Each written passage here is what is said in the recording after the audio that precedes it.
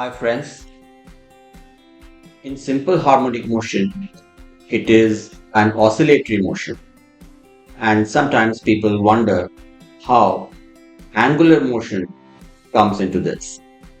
The equations for amplitude and velocity of this block are expressed in terms of omega and theta, and we need to understand very clearly how that happens.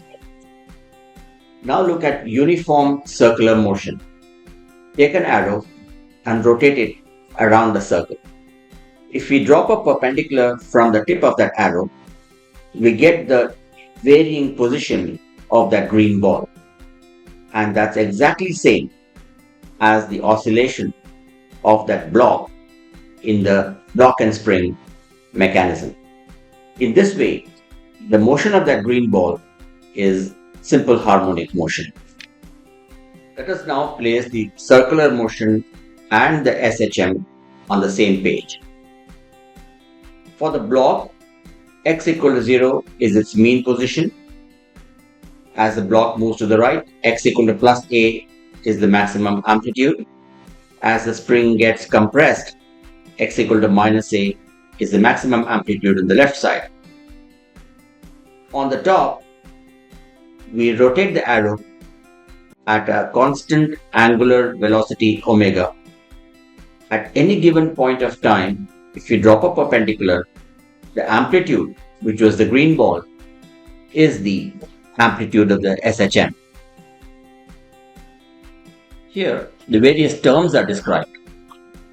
The velocity is omega, and the angle covered by this omega is omega t at any given point of time.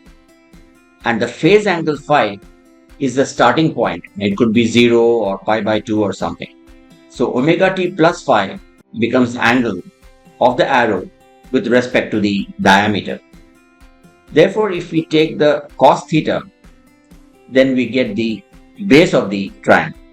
And that's how the amplitude x becomes a into cos omega t plus phi.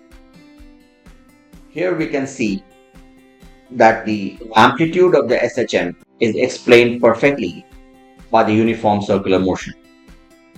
The angle omega t plus phi is in radians, and the a cos of this angle changes from plus a to 0 to minus a, again back to 0 to plus a. Let us now see how to get the equation for velocity of the simple harmonic motion.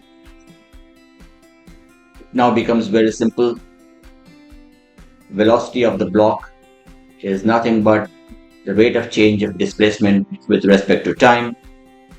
The dx by dt of the a cos omega t plus phi becomes minus a omega into sine omega t plus phi.